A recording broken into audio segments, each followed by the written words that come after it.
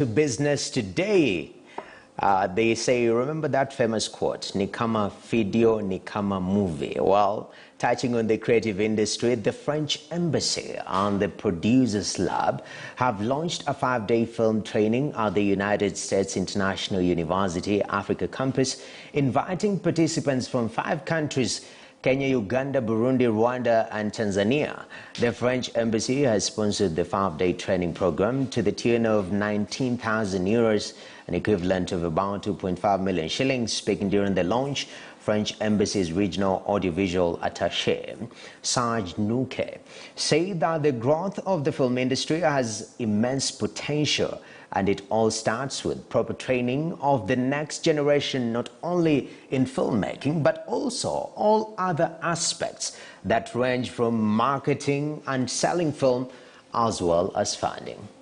One of the main lessons from this report is that for the growth to be sustained and to be sustainable, and for the film industry to reach its potential in Africa, there is one element that has to be reinforced. Training is the one aspect and the one element that without a doubt needs to be reinforced. And that applies to every level of the value chain, from directing to producing to acting, everything. And this is really the challenge that we have right now on this continent if we want to achieve the great potential of this industry. Well, it's time to do some driving. There's a certain joy that comes with getting your first car. But the big question prospective car owners always ask themselves is, where do I start and which kind of car should I buy? Today on Women in Business, Vivian Wandera speaks to Wambui Gachoki, the owner of Motorshop Dealers Limited, and brings us the A to Z of car dealership.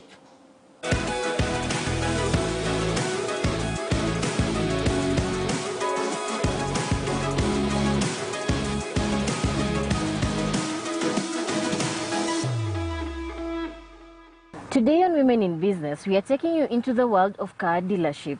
We are going to be speaking with Wambui, who is the owner of Motorshop Dealers Limited that's located in Runda, and we are going to teach you what to look out for when you're buying your first car and what you can do in order for you to own your own car yard.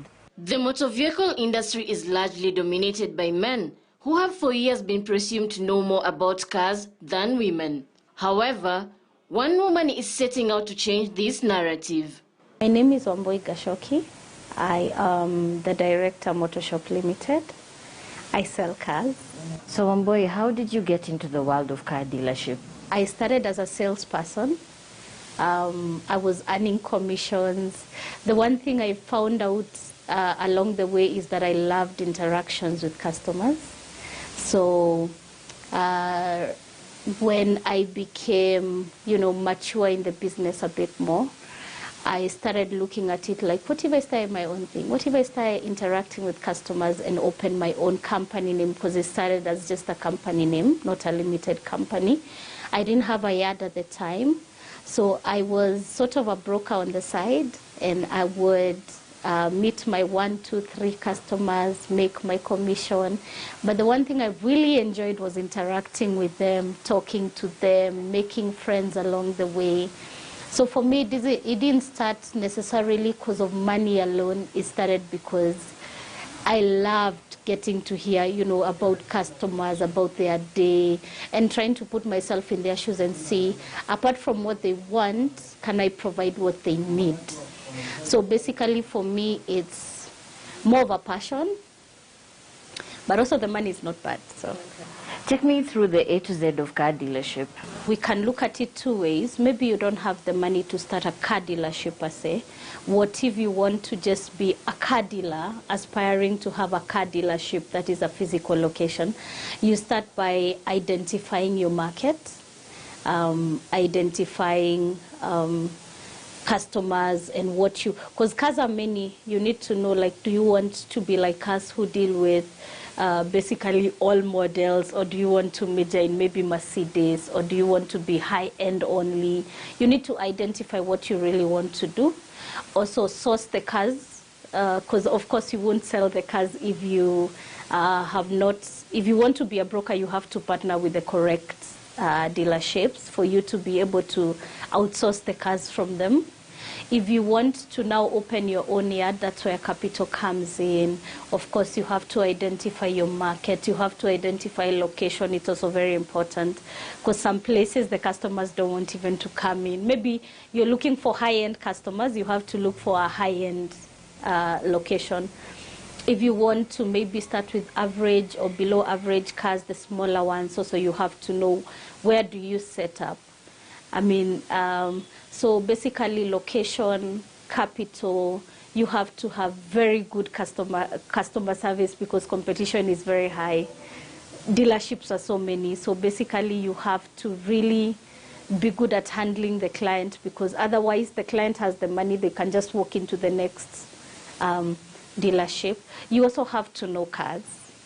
Because at the end of the day, I'm not going to come to you, ask you, oh, I want, for example, a car that consumes well, and you have no idea what car I should buy. Every business needs an investment. Wambui took the plunge into entrepreneurship, and she's full steam ahead, blasting all cylinders. To be honest, zero at first.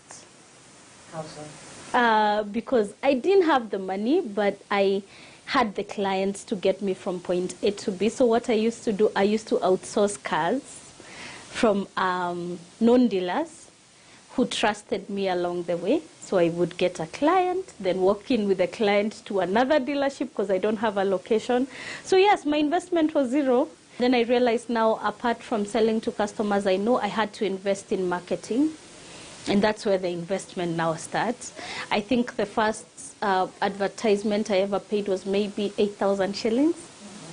And you just grow from there. So assume I'm a first-time car buyer and I come to you with a certain budget, but what I want is way, way above my budget. How do you deal with such clients? Customers are different, capabilities are different. In terms of maybe managing the car, also abilities are different. So you find a customer who comes to you and says, I want a German machine. And you look at, especially if it's financing, we look at so many things, including your payslip and stuff like that. You find that the customer may like something, but is it the right thing for that customer? Because at the end of the day, driving a beautiful car is nice, but maintaining the car is also another key thing for you to be happy. Because what's the point of buying a car that stays at your garage, you know, parked at your parking, you know, for the rest of the month because you couldn't afford a part, or maybe the parts are not available locally, so you have to import. Those are the things. But basically, we look at key things like fuel, capacity of the car. That is very important when you're buying a car. Can you be able to fuel this car? Because if it can't move you from point A to B, then it's useless. Number two, is it pocket friendly? What's the budget? Because sometimes you don't know the car, but you have a budget. Maybe you want to spend like $1 million. I'll tell you within $1 million you can get these and these cars, and then maybe we can go, you know, step by step and eliminate whatever you don't like. Because sometimes it's even the shape of the car. It's too small. You don't want that. So maybe add kidogo 200K and then we can get this. So basically, the very most important thing I find when you're buying a car is availability of parts. And are you able to maintain the car? Maintenance is also very important. And including now maintenance, we have the capacity of the car, the fuel aspect of it. Despite running her business for close to 4 years now, Wambui shares with me her ups and downs in the trade. Just as any other business, we have our own challenges. Like now we have inflation in terms of prices of cars. You find the car you were buying for probably 2 million, now it's 2.5 million, you know, a few months later. And customers tend to not understand what's going on. It's even us buying, the dollar rates, the taxes, it's crazy sometimes because, yes, I'm feeling for the customer, but what do? The cost is, I can't also make zero or negative in the business. So basically, I think our biggest challenges are taxes and inflation of prices. 2020 was a difficult year for many business industries. Wambui affirms that it took more than a business acumen to survive the pandemic. I think all businesses were shaken, kind of, because everyone didn't know what our future is, basically. But as the pandemic became kind of the norm, we adjusted. I like Kenyans because they adjust. And also somehow people decided we want to drive cars instead of getting into matatu. So we got buyers who are like, the way Corona is going, I want to grab myself even if it's a small car. Competition is part and parcel of her day-to-day life and daily dealings. Wambui knows that for one to break even, creativity is central, and this has been her silver bullet to ward off competition. In terms of creativity, I would say, again, it's something that you have to have inside you. It's something that you have to research about. You have to try and look at not necessarily what your neighbor is doing, but what does the industry need? What can we change? Instead of doing the same thing, all of us, can we tweak it a bit and probably, still deliver, but do it a bit differently? Transitioning from a salesperson to a business owner is not easy. What lessons have you learned through the last 4 years that you've run your own business? As a boss, I've learned, humble yourself, treat everyone with the same respect, from cleaner to manager. Just basically treat people well, because you don't even know when, you meet someone and where you meet them in another life. I just feel like when I was a salesperson, I was one of those salespeople that looked like can never amount to, anything. I wasn't even serious at some point when I started. But now looking back, I'm like, I grew. And when I grew, I learned that when I was down there, maybe some people would look down on you. I decided maybe don't be that boss. Like, be the person who appreciates each and every person. Doesn't matter where they came from, doesn't matter how they look. Just treat everyone with respect.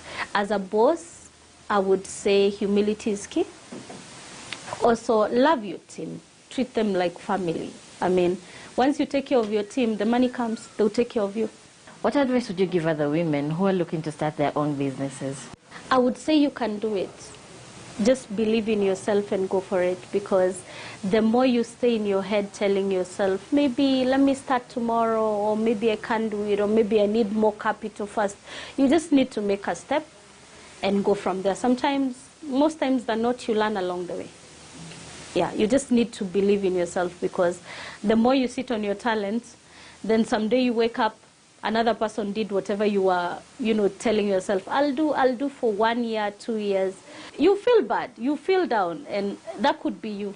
So basically, I say, if so-and-so could do it, then you can also do it, especially young women. We hope to see more of them come up, even in the industry. We hope to see more women in the industry come up.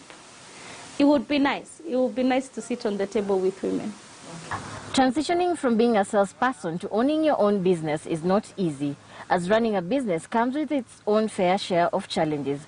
But Wambui has proven that despite being a woman, she can do the same work that men do in an industry that is dominated by men. Vivian Wandera for KTN News in Runda, Nairobi.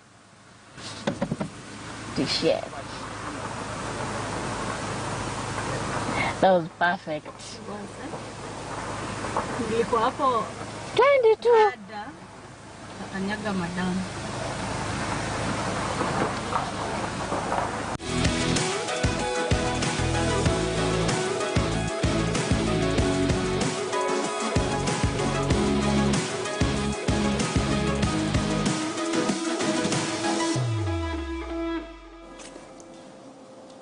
Hey, Vivian Wandera. You even said that was perfect. But I realized the car did not have a plate. So we won't discuss about that. It's a beautiful story, how we break the barriers and how the simple things matter. Wherever you find yourself,